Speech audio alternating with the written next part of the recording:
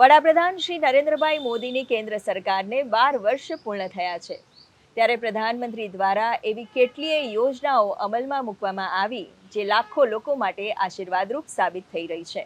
અને આવી જ એક યોજના એટલે વન નેશન વન રાશન. આ યોજના એવા લોકો માટે ફાયદારૂપ છે જે પોતાના વતનથી દૂર અન્ય રાજ્યમાં વસ્યા છે અને ત્યાં પણ મેળવી શકે છે રાશન. કેવી રીતના આ યોજના તેમને મદદરૂપ થઈ રહી છે, આવો જાણીએ આ સ્ટોરીમાં.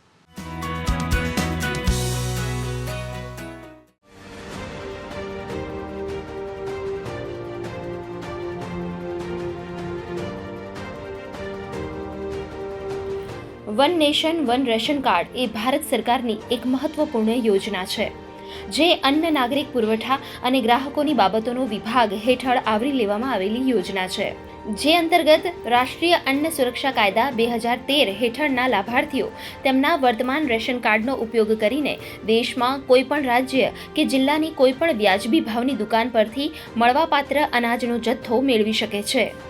हमारे जो प्रवासी श्रमिक दूसरे राज्यों से काम करने आते हैं, पहले उनका राशन कार्ड यहां बेकार हो जाता था, एक सिर्फ कागज का टुकड़ा बनकर रह जाता था. इससे उनके लिए राशन की समस्या खड़ी हो जाती थी. One nation one ration card के जरिए इस चिंता से भी मुक्ति मिल रही है. One nation one ration card યોજના હેઠળ સમાવિષ્ટ રેશન કાર્ડ ધારકો ફક્ત આધાર બેઝડ બાયોમેટ્રિક ઓથેન્ટિફિકેશન એટલે કે આંગળીઓની છાપ દ્વારા પ્રવર્તમાન વિતરણ પ્રમાણ મુજબ અનાજનો જથ્થો મેળવે છે. ગુજરાતમાં આ યોજના અંતર્ગત 11 લાખથી વધુ પરિવારોને તેમના જિલ્લા સિવાય અન્ય જિલ્લાઓમાંથી રાશન મળી રહ્યું છે. ખાસ કરીને આદિવાસી જિલ્લાઓના પ્રવાસી શ્રમિકોને તથા અન્ય રાજ્યોમાંથી ગુજરાતમાં આવતા શ્રમિકો કામદારોને આ યોજનાથી ખૂબ ફાયદો થઈ રહ્યો છે. 40 ગામથી અમે લોકો અહીંયા સુરત એવા આવેલા છે. વન નેશન વન રાશનનું જે સરકારે કાઢેલું છે એમાં અમને બહુ ઘણો બધો ફાયદો જોવા મળ્યો છે, જેના કારણથી આજે અમને અનાજ બહુ સારી રીતે મળે છે. હું મહારાષ્ટ્રમાં જળગાંવ જિલ્લાનો વતની છું. હું અહીંયા સુરતમાં 25 વર્ષથી રહું છું. સરકારની જે યોજના છે વન નેશન વન રેશન, એના અમે ખૂબ આભારી છીએ. પહેલા અમને એવું હતું કે અમને ખાલી મહારાષ્ટ્રથી જ રાશન મળતું હતું, પણ હવે એવું નથી.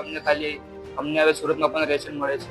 ભારત સરકાર દ્વારા આ યોજનાનો અમલ વર્ષ 2019થી કરાઈ રહ્યો છે, જેમાં ગુજરાતની પાયલોટ પ્રોજેક્ટ તરીકે પસંદગી કરી ગુજરાત અને મહારાષ્ટ્ર રાજ્ય વચ્ચે પોર્ટેબિલિટી દ્વારા વિતરણ વ્યવસ્થા અમલમાં મૂકવામાં આવી હતી. અને હાલ આજે દેશના મોટા ભાગના રાજ્યોનો સમાવેશ કરીને સમગ્ર દેશના NFSA હેઠળ લાભાર્થીઓને આ યોજનાનો લાભ પૂરો પાડવામાં આવી રહ્યો છે.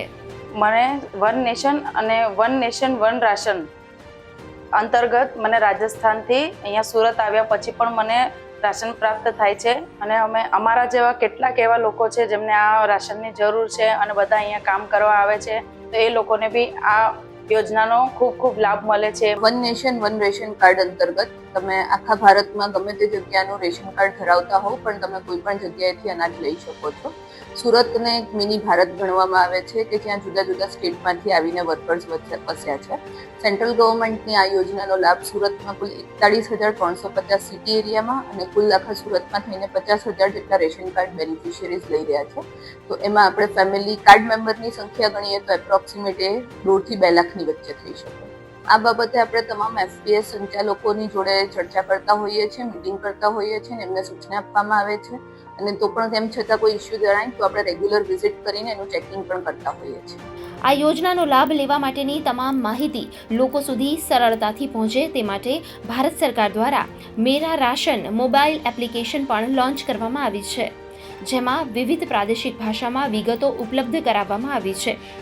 લાભાર્થી પોતાનું રજીસ્ટ્રેશન કરી પોતાની નજીકની વ્યાજબી ભાવની દુકાન અંગે તેની માહિતી, મળવાપાત્ર જથ્થાની વિગતો વગેરે ખૂબ સરળતાથી મેળવી શકે છે.